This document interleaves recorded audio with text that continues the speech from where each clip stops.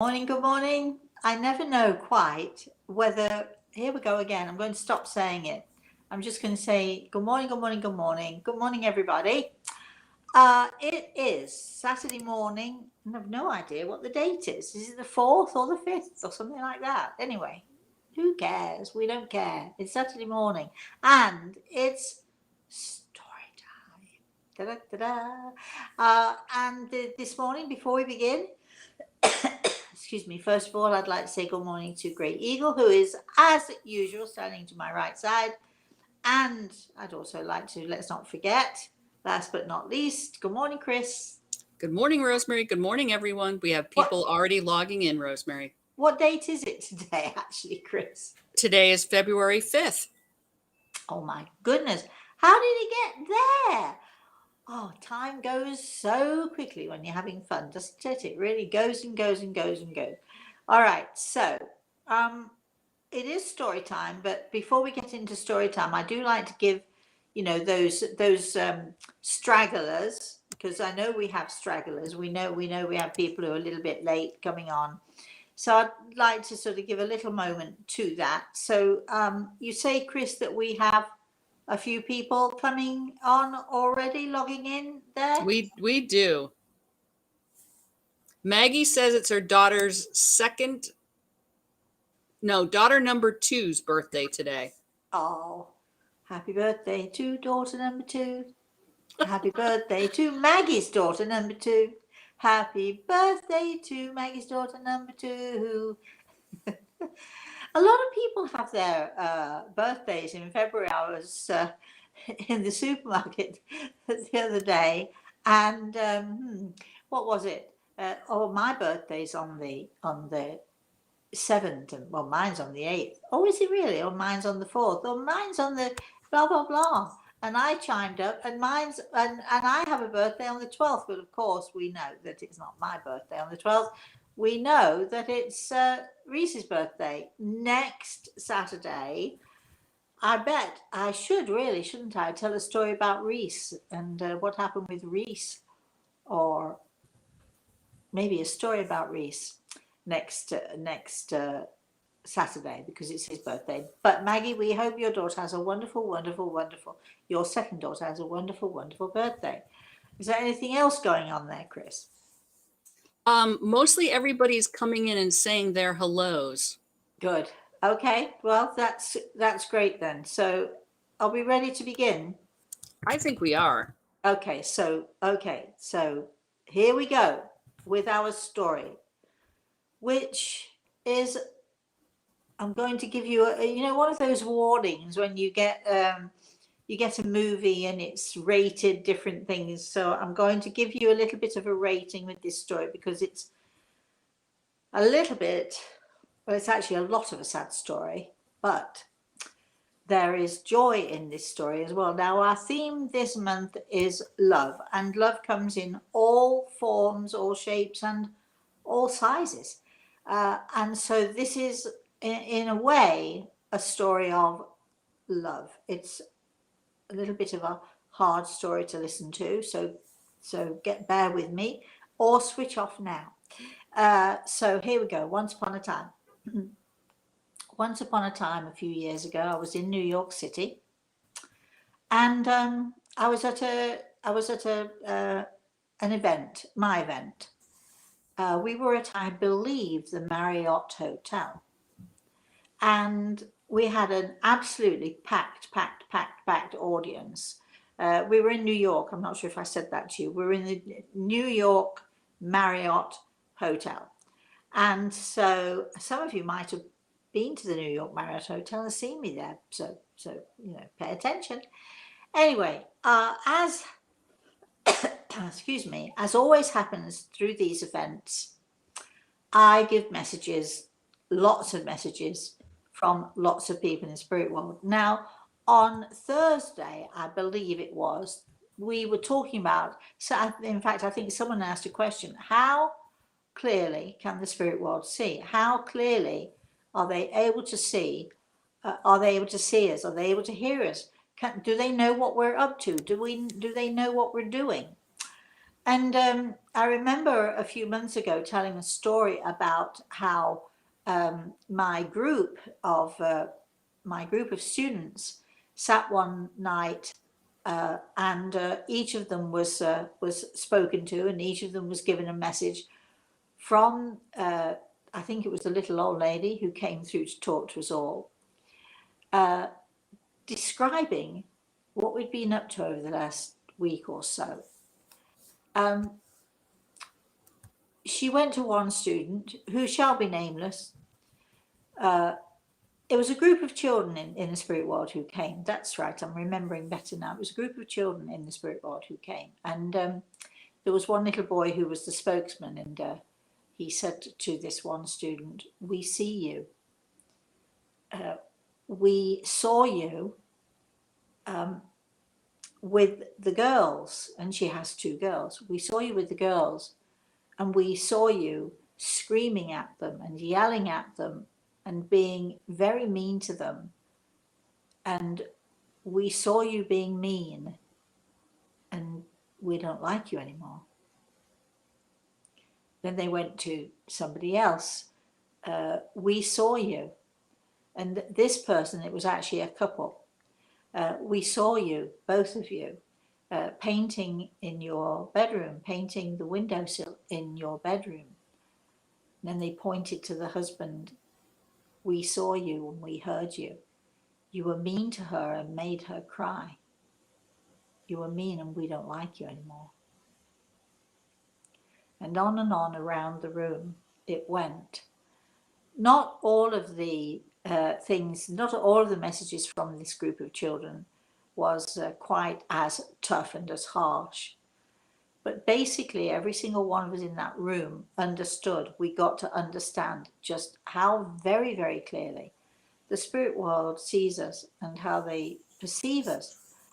Now, when they said we don't like you anymore, I don't think they mean we don't like you at all ever anymore. I think it's what they were saying was we don't like it when you're mean. We don't like you when you're mean. We see you. We hear you. We saw you be mean to the dog. We don't like you anymore. So that, and when I told that story a few months ago, that gave us a real insight into how much the spirit world can see and how much they know what's going on. So now here we are. We're back in New York City at the Marriott Hotel. It feels from advertising Marriott. But anyway, we're back at the Marriott, and it's an event, and it's a huge room. And there are probably, I'm going to say, between 2,000 and 3,000 people in the room. And there were different messages, different people from the spirit world giving a phenomenal evidence of their existence after death, and fabulous messages from them. And then we did something that I don't usually do. I pointed to different people in the audience and asked them if it would come out to the front so that the people in the audience could see what we were doing. And everyone who came out complied, and there were 2 or 3 couples, and there was a wonderful guy on his own. I remember him very clearly. And I'm going to say there were probably about 10 people altogether standing at the front where the audience could see them quite clearly. And I wasn't really sure what I was doing. I was only doing what I was told by Grey Eagle to do. Remember, he's the one in charge here, and I totally trust him. But it became very clear as I started to look at these people and talk to them, because each one of them was hopefully going to get a message from a loved one in the spirit world. And it became very clear that every single person in the room, at the front here, had lost a child. Some of those children were in their 20s. The youngest was probably about 4 or 5 years old. But each person that I brought out to the front had lost a child. There was the guy who was, sort of a bit of it looked a bit macho, turned out he was a policeman. And, sort of his son, or was it his son? Seemed like it was his son to me. His son came through from the spirit world and described how he died of AIDS. He described his condition. He described being left in this hospital. He was all by himself. He had no friends or family who came to visit him. I think his family had turned away from him because he was gay. And then, of course, when he had AIDS, turned away from him even more. That's how it used to be a lot of the time. And I know that some of you remember how, very much ostracized people were for being gay years ago. Anyway, so this young man described all of this and how he had suffered and how he was suffering. I do believe that he had gone, but he was going blind. He was not able to walk. He was often during the daytime lying in his own excrement. And one day, this wonderful guy, who I thought was his father, but adopted father, I would say was more like it. This wonderful guy found out where he was, walked into the hospital, picked up this young man who was now so thin and frail, picked him up and carried him and took him home with him and took care of him until he passed. There were other stories, very, very moving stories from these 10 people at the front in the audience. And my audience, you could have heard a pin drop. You could literally have heard a pin drop. So each one received a message until I finally came to a young couple. They were probably in their early to mid 30s. I remember he was very tall with long hair and a ponytail. When I say long hair, it probably came sort of just below his neck, and he was wearing it in a ponytail. And his wife stood next to him, and they were holding on to each other for dear life because they were nervous, they were afraid, they were shaking, they were excited. They didn't quite know how to handle it, but obviously they'd come to see me because they were hoping for a message from their daughter. So I'm going to tell you this story. I'm not going to tell you it in all its gruesomeness. I'm just going to tell you this story. I'm going to leave out the worst parts because it does us no good to know those. Remember what I'm saying when I say that to you. It does us no good to know that. Remember that. Okay, so there she was, this darling little girl, beautiful little girl, 4 or 5 years old, something like that. Little fairy child. She was gorgeous. And I saw her and she began talking to me. And I do believe, if my memory serves, she had someone in the spirit world, maybe it was her grandfather or her grandmother, holding her hand and encouraging her to do all of this. Anyway, she described what had happened to her. We were in the garden, Mummy and I were in the garden at the front of the house, and we were having a picnic. And the dolls were out and the food was out, and it was a fun picnic. And then Mummy went in to the house to get some more lemonade, and she was only gone a few minutes. And when she came out, I was gone. I was taken. So this little girl was taken by a couple who, as you can imagine, did awful things. The child described how at one point she was stripped naked, tied up and thrown into a cupboard and left there for a long time. Then she described some of the unspeakable and awful things that were done to her. Now you can imagine that I'm having to talk about this. I'm having to tell this audience of all of these thousands of people, and I don't like it because it's horrible, it's awful, it's gruesome.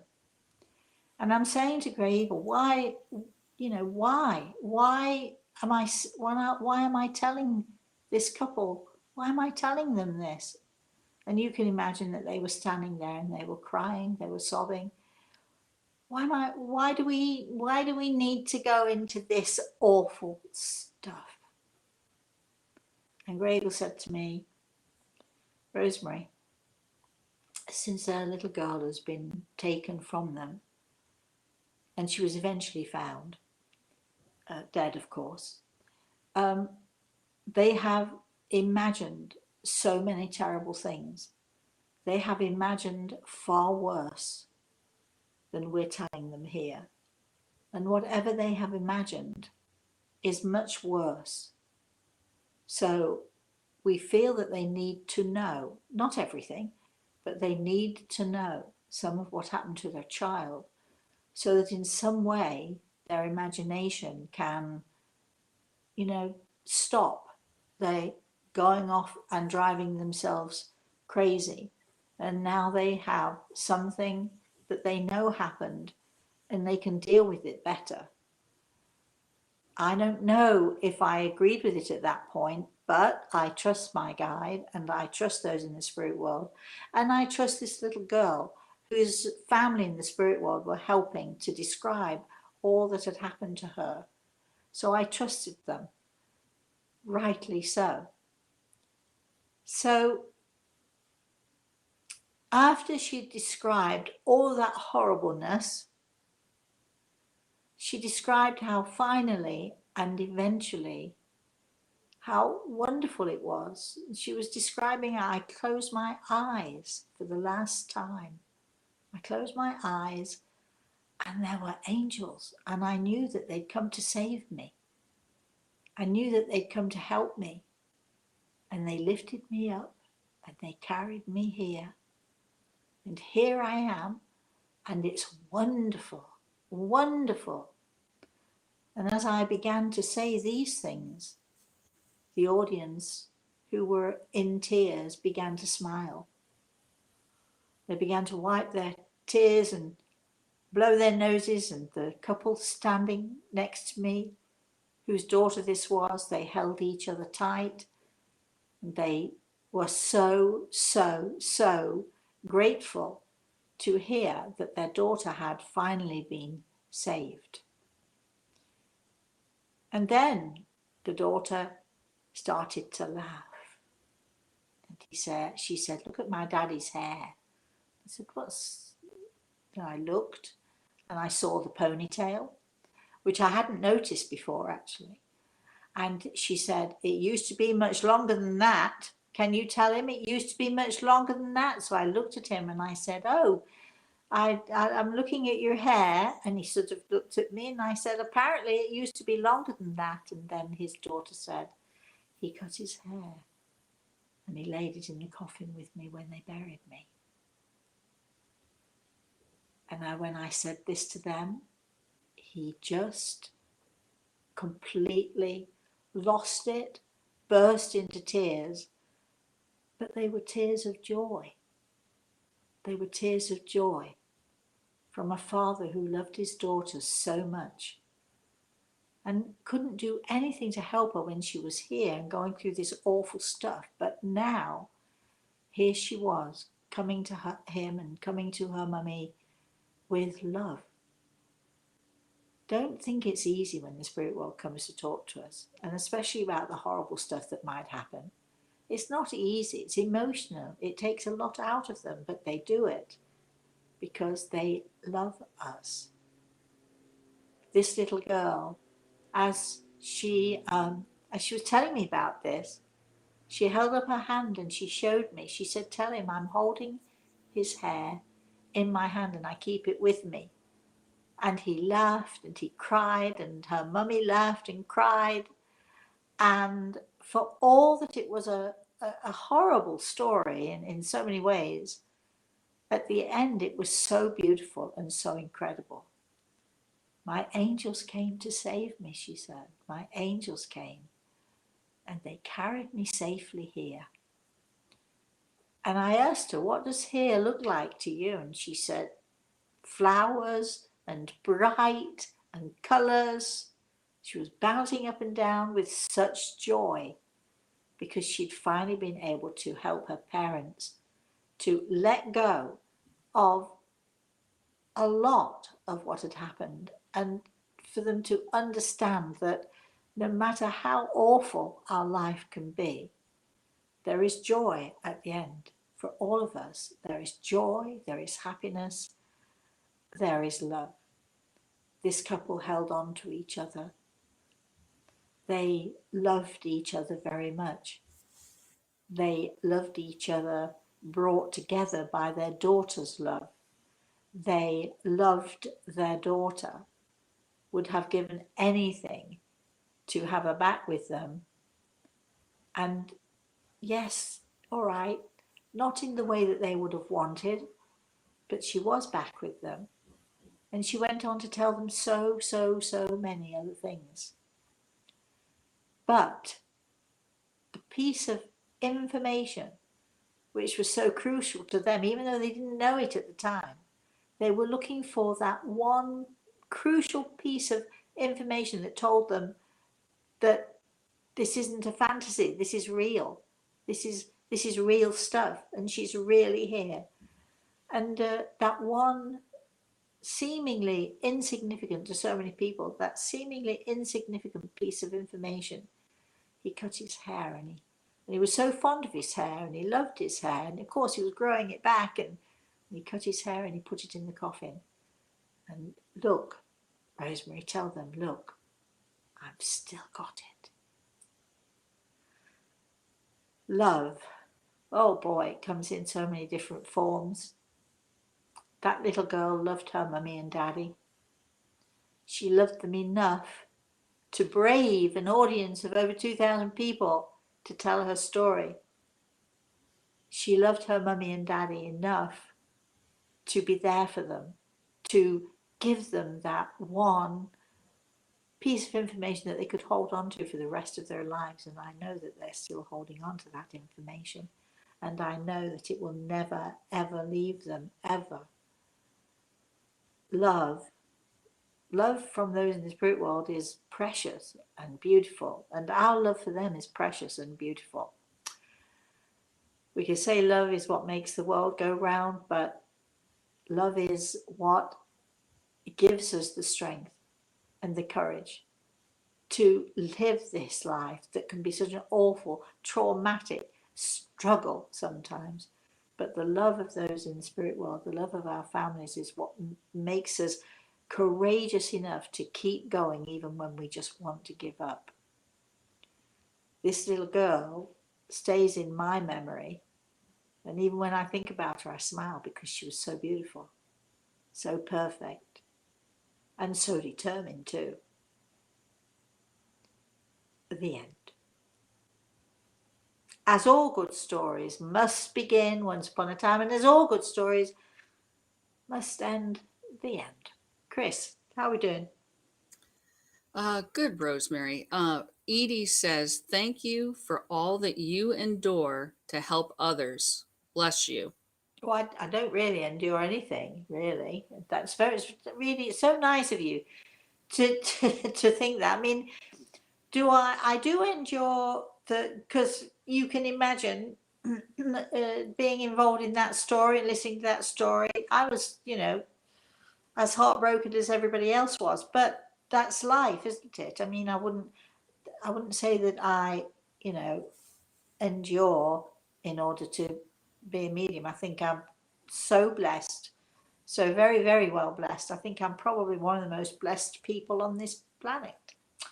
That's what I think. Chris? Annika says, wow, what a story. Yeah. Mark says, this was so loving and moving and sorrowing. And may this story reach many families of child abuse that the spirit world always sees. It breaks my heart to bits that our little heavenly children are happy. I love you, Rosemary.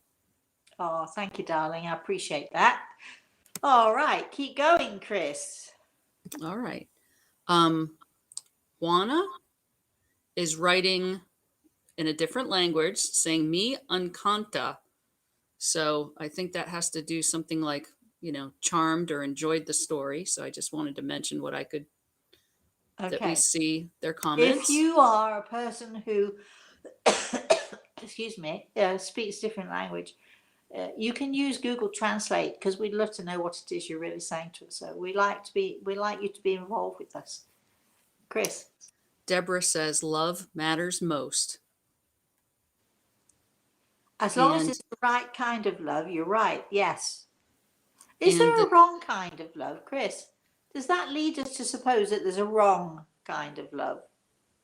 An obsessive kind of love, maybe? I was just going to say it's all on scale, isn't it? Yeah, yeah. But we are going to take this month to discuss those things. Okay, keep going. And Deborah continued with, the truth does set you free. Yes, it does. Rhonda says, thank God that no matter what happens on this earth, those in the spirit world stay by our side and our angels are there to rescue us. Thank goodness for that. I totally agree with you. What would we do without our angels? Wow. You know, if some of us think that life is dark now, we don't want to do it without our angels, do we? And then when we read your angels in training book, Oh, yes. and we can learn of different ways that we can help the angels so that Yes. so many more people are helped, including ourselves. Yes, I agree. That's our job. Andrew's wondering. Yes, I do. Georgina, his late wife's cremation is going to be on February 14th. Okay. So do you know if she wants to say anything before the event? I think Andrina will be okay, but Harvey is only 9, so I'm a bit worried.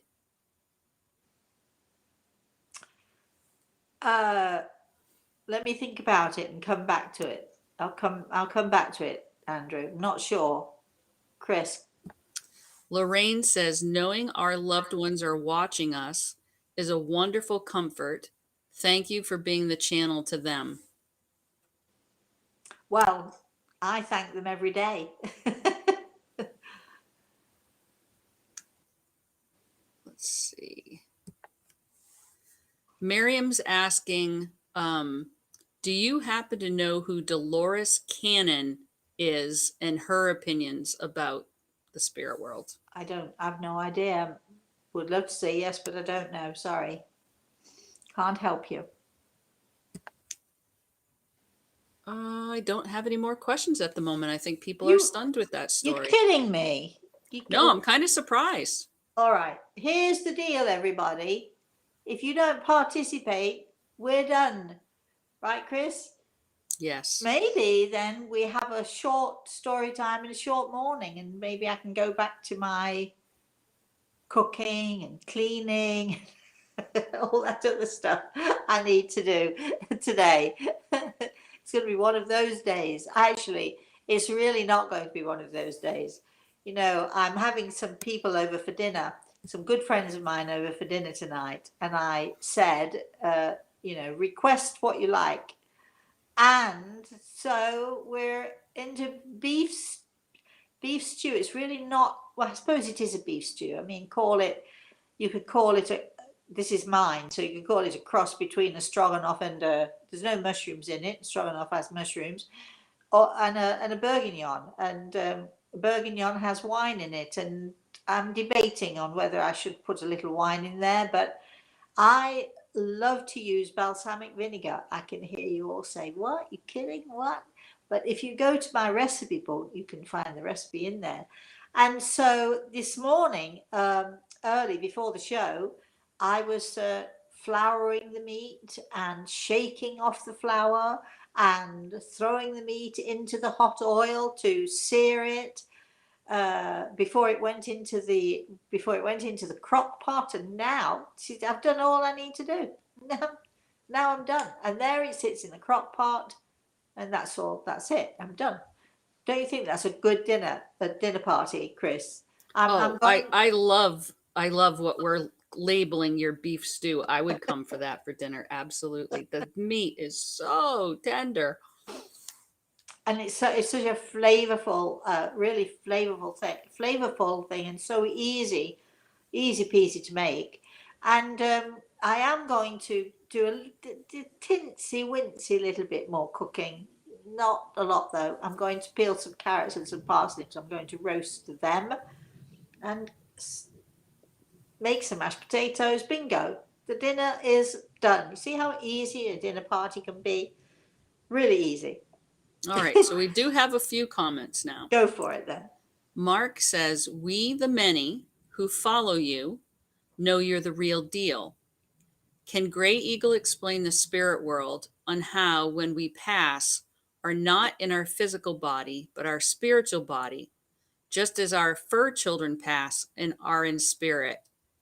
When Gidget was in this world, she barked at the ceiling, following spirit. Was she seeing their physical body or spiritual body?" Well, along with our, well, we call it a spiritual body, the correct term. Nobody seems to know this. I don't know why. I use this term often, and people look at me like, what does that mean? The spirit body is known as the etheric. The etheric or spirit body is, believe it or not, the same shape. I'm laughing because, for those of us who are fatter than we would like to be, I'm not sure we like the same shape, but anyway, it is the same shape, the same size, and believe it or not, it is much more solid and much more real than our physical body is. Think about it this way: the physical body is, what is it, 80 some percent fluid or something? I can't remember now the percentage, but it's very high. The etheric body is very solid, very real, and the best thing about the etheric body is that it's indestructible. You can't, lose a leg or an arm or anything like that. It's indestructible. So I'm not sure what else to say. The spirit world, we talk about it. I do understand why we talk about it as if it's some ethereal place that does it exist? What's it like? And so on. And different people have different ideas of, what it might be like. But it's a little bit like this world of ours. And I often say, if a Martian sort of picked up the telephone and called me and said, "Hey, Rosemary, I'm from Mars. What's your Earth like? Can you describe it to me?" Where would we begin? We'd begin probably with the place we've lived or we are living. But look at this world of ours. It's so diverse. There are places with mountains. There are places with lakes. There are places with oceans. There are places that are freezing cold, and there are places that are hot, and there are deserts, and there are all sorts of things. Where would we begin to describe this earth of ours? And the spirit world is rather like that, in that it's it's a very diverse place, and we're able to travel just as we're able to travel here.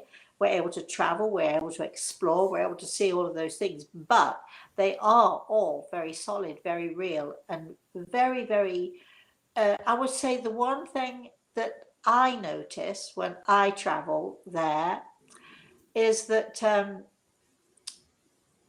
the colors are so much brighter, so much more brilliant. It's as if it's almost as if when we walk around on this earth plane, we see things, and everything is so dull comparatively.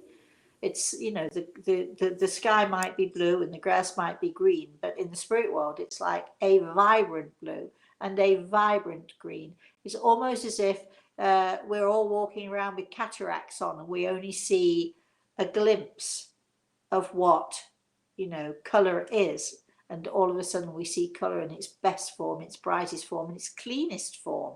It's amazing. I think that's all I should say about that. Chris, keep going. Annika says, "Today, 12 years ago, my darling Neil and I went on our very first date. Oh, A little more than 5 weeks from now will be the first anniversary of his transitioning into spirit. He is always on my mind." I think, to celebrate today, because I know he'll be there celebrating. Absolutely. Graham has his hand on my shoulder when I've said that to you. Absolutely, he will be there celebrating this day with you and all of the days that you spent together. So, isn't this love, true love, beautiful love? I'm sure that you're your marriage wasn't perfect. I'm sure that when you were together, it was never actually perfect. There were some ups and downs, some mountains to climb, some hollows to deal with. But Gregor tells me, this is a perfect love you have. How nice is that for you? Celebrate it, please, today, Chris.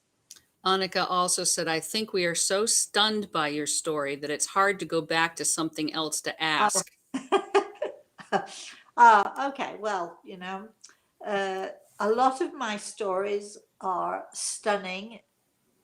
Can you imagine this? Okay, I want to put this out there to all of you. Can you imagine for all of these years that I've been on this earth, a long time, can you imagine the experiences that I've had, the people that I've met, the incredible adventures that I've been on, the experiences, the most painful, the most joyful? Can you imagine being in my shoes?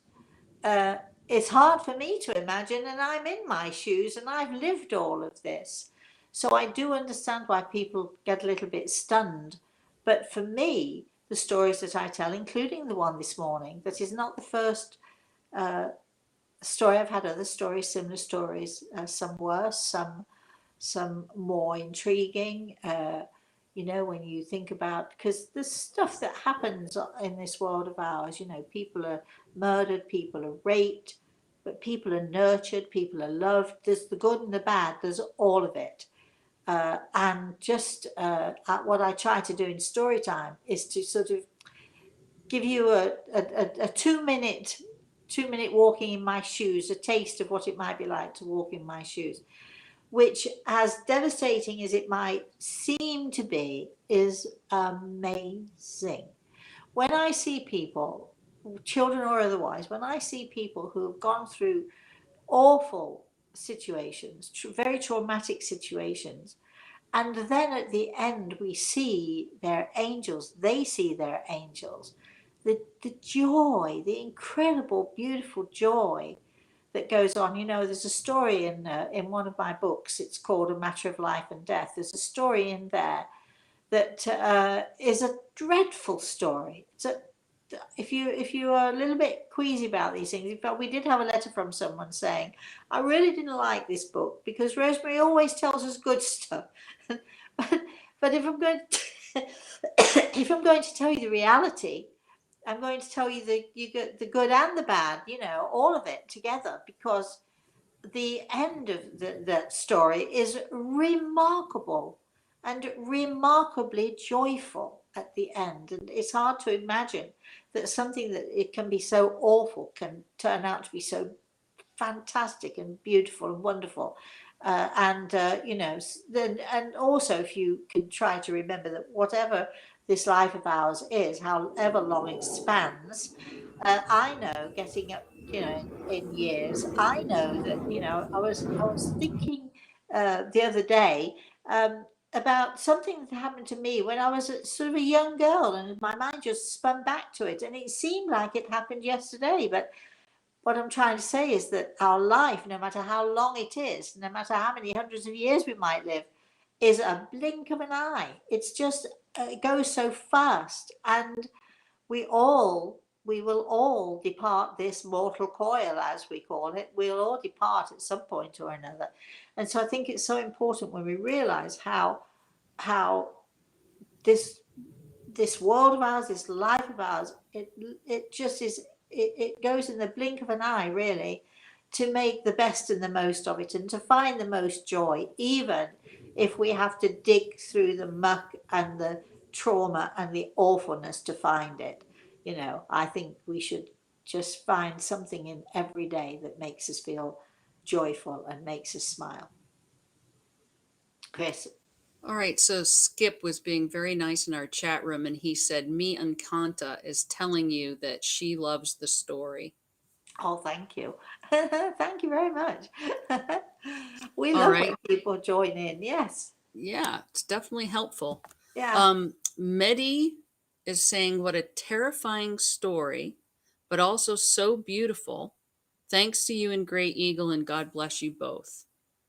Well, thank you for that, my darling. And as I've just said, yes, it's a horrific story, but life, life is not all sweets and candy and chocolate cake and lemon cake, and it's not all that sweet stuff. Life for most of us is, we have our good times, we have our bad times. There are traumas that happen, there are difficulties that happen, but there's joy that happens as well. And I think we have to understand that there is a balance to this life of ours. I know it might seem sometimes to some people, especially when we're going through our trying times, our difficult times, it seems as if there's, the balance is out of sync. There is no balance, but there is a balance to our life. And if we trust in our own selves, and we trust in God, we trust in all of those things that are good for us, I think we can find that balance. Chris. Carmen's asking, how can you explain the word love if you tell someone, I love you? Well, I think, it would be easy for me to say, oh, love is this or that. Here is the definition of love. Hi, I've got Mary Lou coming in here. Good morning, Mary Lou. Good morning. I think that, love, it means something different to every person. So whereas I might think that love is, well, my grandson, love is my daughter, somebody else might think that love is the chocolate cake they've got in front of them.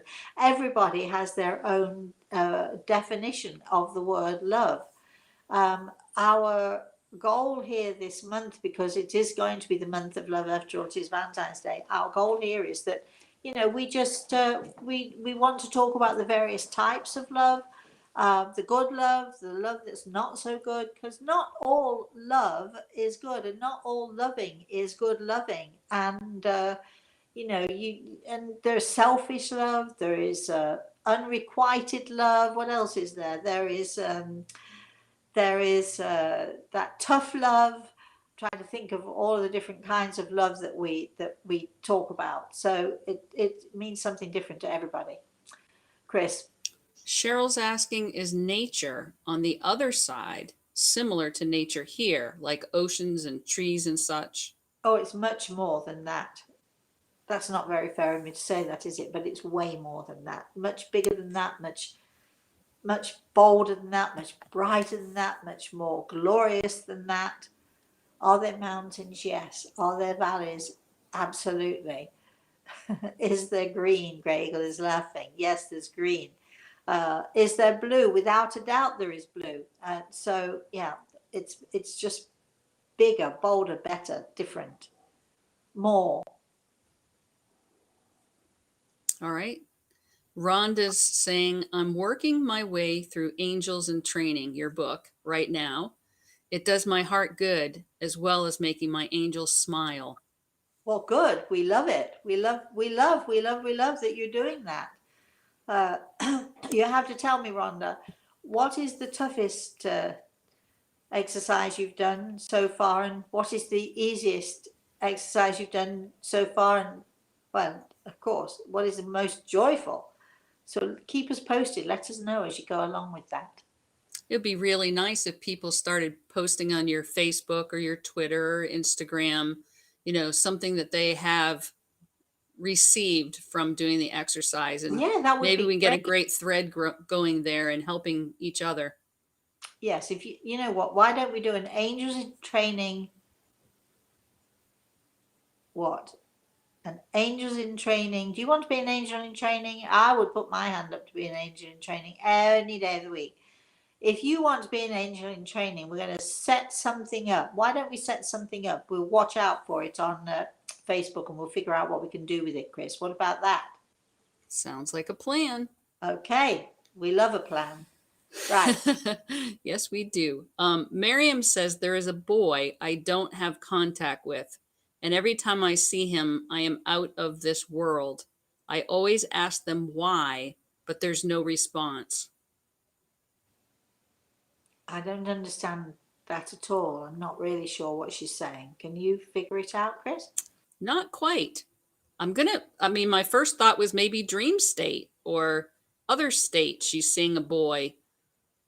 Okay, we need more information, my lovely, but we do thank you for sharing. Chris. All right, this is from Lorraine. I think everyone is a bit taken aback thinking of that little angel girl and what she had to endure. Angels are around us and guide us to heaven, but there are evil devils as well. Do you agree? And do they get a punishment on the other side, or do they experience the pain that they caused? Well, we're not going to get too much into this because I don't talk about it too much, but I think it's important, which is why I did write about this in my book, A Matter of Life and Death. There are different soul signs, different soul types. Excuse me. For those of you who have read Soul Signs, my book Soul Signs. So when I was talking about soul signs a few weeks ago, somebody wrote in and said, "Can you tell us who the author is?" Me, I'm the author. So it was funny, wasn't it, Chris, when that Yeah. happened? Anyway, where was I? So in the book Soul Signs, we know that there are water signs, earth signs, fire signs, and air signs. It's sounding a little bit like astrology, but it is actually, although of course everything is connected, it's not astrology at all. And you need to read soul signs to understand what it is I'm really talking about here. But it's an amazing, amazing, amazing book. But aside from those four soul groups, there is another group which is the sulfur sign. Sulfur as in, sulfur. Sulphur, sulfur. And these sulfur signs we call dark souls. Now, anybody who thinks that I shouldn't be here, I'm a spiritual person, why are we talking about the devil? Why are we talking about the darkness? Well, because I am a spiritual person and we need to face the fact that not everybody on this planet is a nice person. And some people are downright dark. Whether you want to say that that's evil or not is your choice, but I call them dark souls. And these dark souls, they come to our earth for the same reasons that the rest of us do. They come to learn, they come to grow, they come to discover things, they come to become more of who they are. Now, the majority of us, I'm pleased to say, the majority of the percentage of people on this planet are souls of light. But every now and again, we get a dark soul, a soul who is born to this earth and has decided to come here to become more of who they are, more dark. So, more dark, more negative, perhaps more evil. They come here for those purposes, and there are those people around. And as I mentioned earlier, in my book, A Matter of Life and Death, which is my book, and I wrote it just in case you're unsure now of who the author is of these books.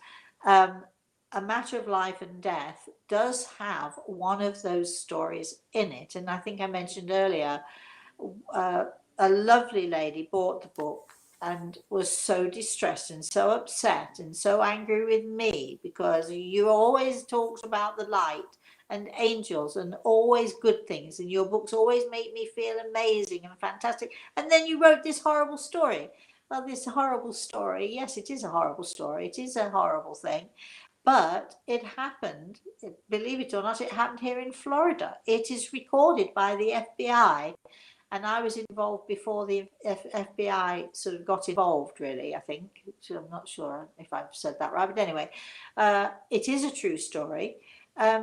But unlike most people who read it, and it is a horrible story, it's an awful story, but it has the most incredible and beautiful and brilliant conclusion to it. It is phenomenal. The story ends brilliantly, brilliantly, and joyfully. So when we're dealing with all this stuff that happens on our earth, we know that we're not stupid, are we? We just, what are we? Do we put our head in the sands? Let's be a camel and put our head in the sands and pretend these things don't happen. I think forewarned is forearmed, so I think we need to know that it's possible. These things are possible. which is why we hold our children close to us. We try not to let them out of our sight. It is why lots of people carry pepper spray around with them. I mean, let's be sensible here. Awful things happen all the time. So being prepared is a really, really good thing. And one of the reasons I did tell that story is because I think it's important for people to be prepared. So, am I done? I can't remember. Was there a question? Did I answer it? I can't remember, Chris. Sorry, I've kind of moved on with the cash and on Carry which on. direction. Carry on. So we've got about 10 minutes left, Rosemary. You had mentioned that you would try to get back to Andrew about his question of his wife and the cremation ceremony on the 14th. So I have Grey Eagle here. He has his hand on my shoulder. So Andrew, I hope you understand this. I'm going to try to repeat what Grey Eagle is saying to me the best way I can. Apparently, prior to your wife's passing, there were some troubling issues within the family. It was not easy for the family, or didn't seem to be easy for the family to accept what was going on. She will be there without, actually, I could say with bells on. So in other words, she's definitely going to be there. I am getting a glimpse of a lovely lady here who's getting very emotional when we're talking about the kids. I do hope you understand what I'm saying here, because it's a little bit vague to me, but anyway, this is the month of love, and what she would like for you to do, Andrew, if you can, is to make sure that they know that I have not just loved them. Let me get this right. I have not just loved them while I was here on earth with them. I love them still. If you could explain to them that love is something that doesn't die, that our kind of love is something that doesn't die, and that I will always be there. So if you could let them know that just because they are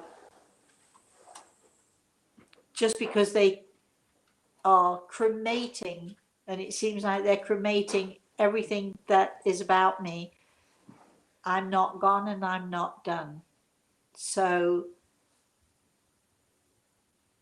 she holds them close, Andrew, as she does you. Okay, I hope that helps. I hope that helps. I hope you understood some of that. Anyway, Andrew, let me know if you did or if you didn't. Chris. All right, there are a number of questions all related to two intertwining subjects. One has to do with the moment our soul is created versus the moment our soul incarnates here on earth, and an explanation of our soul, our spirit body, and our etheric body. And how much time do you think we've got here? All right, now we'll just give you a little brief taste, but we'll be doing more of this in our webinars, so watch out for those. So our soul, I liken it to the flower bulb. I liken it to a daffodil bulb, actually. Our soul is like the daffodil bulb. It is created, each soul is created from a certain pocket of energy, and that pocket of energy has different types of energy that help to create the soul. So if you can visualize the flower bulb, okay? When the soul is ready or decides, whichever it is, to come to this earth, visualize the bulb, which begins to grow roots. In other words, it begins to develop all that it needs to come to this earth, to allow the earth to nurture it. So liken the soul to a flower bulb that is placed into this earth, grows roots, feeds from the earth, feeds from the air, feeds from the water in the soil, feeds from all of that energy that is around it. Now, the energy now that surrounds it, not the energy that it is itself, but the energy that surrounds it, is family, friends, school, all of the things that affect the soul from the outside, and the energy of each of us will affect each soul that is born to this earth. So if we have loving energy, we affect this soul in a loving way. If we have negative energy, likewise we will affect it. But the soul's energy will win through, and this is where I really do urge people to buy soul signs. Remember, when you buy soul signs, it is written there clearly, but everybody forgets about it. Remember, the golden key when you're reading soul signs is find your soul group first. Do not find your soul sign. Find your soul group first. Within each group or each pocket of energy, there are 3 soul signs, 3 soul types. So I would urge you, if you want to know more about this, read soul signs and then come at me with all of your questions. When we pass into the spirit world, the difference between we come to this earth, and our soul enters our physical body, that in order that we can live and grow and make the most of our physical life, but also, more importantly, to make the most of our spiritual life. So that if you could figure out that the soul is like the flower bulb, and as we grow and as we learn and as we become more and more, hopefully more and more knowledgeable and aware, we begin to flower. Excuse me. We begin to flower. And if you can visualize the daffodil bulb, that flower is like our spirit. So the soul is this solid thing made of pure energy, and the spirit is the energy or the aura or the whatever it is that surrounds the soul. The spirit is the energy of our soul. So even as I'm talking to you now, my aura, my energy is sort of emanating away off of me, coming out of me. And it's the same with the soul. The soul emanates energy, the flower. So I don't know how clear I'm making myself here, but I think I'm making myself reasonably clear. So the difference between the soul and the spirit is there is no difference because they're connected. The soul is the bulb, the spirit is the flower or the energy that emanates from us. When we pass into the spirit world, we leave behind the physical body, and the bulb, our soul, takes with it and is surrounded by the energy, the spirit that shines from our soul. And this is the etheric body, the same shape, the same size, for a while at least anyway, as our physical self. But it's the energy that is emanating that surrounds the soul, just as the physical energy, the physical aura surrounds our physical self. The soul has this incredible and beautiful spiritual energy, which we call the spirit. And I know that lots of people think that the soul and the spirit are one and the same, but in fact they are not.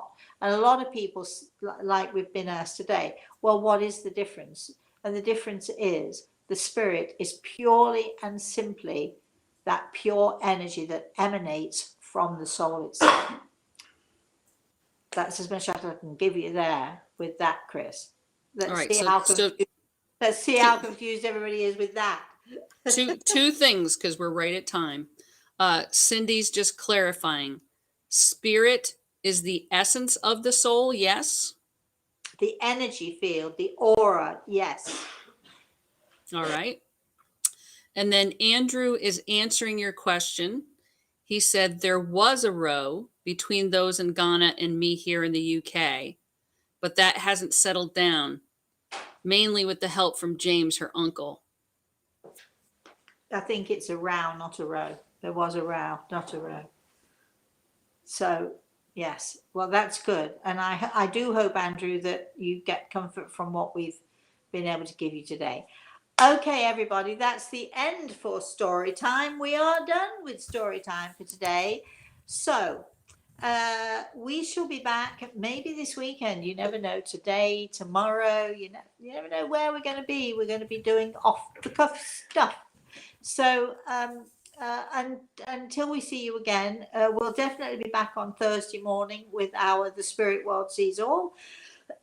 Remember, this month that we are focusing on love, love, love. What is it? All you need is love, la la la la la. Anyway, that's what we're focusing on this month. Next Saturday will be my grandson's birthday, so I might tell you a story because I'm going to miss his birthday, but he's coming the week after that. And then, oh boy, oh boy, oh boy. And then we'll have some fun. Anyway, so if I don't see you in Off the Cuff, I shall hopefully see you on Thursday. If not, next Saturday. But anyway, until I see you again, thank you all very, very much for joining us. We've loved having you with us. We love your participation. I'd like to say thank you especially to Grey Eagle and also to Chris for being in attendance with us this morning, because we couldn't do it without them, could we? And I'd also like to say once again thank you to all of you for joining us. We hope you enjoyed it as much as we did. And until I see you again, please, please, please have a very, very, very blessed rest of the day and a very blessed weekend, everybody. Bye-bye.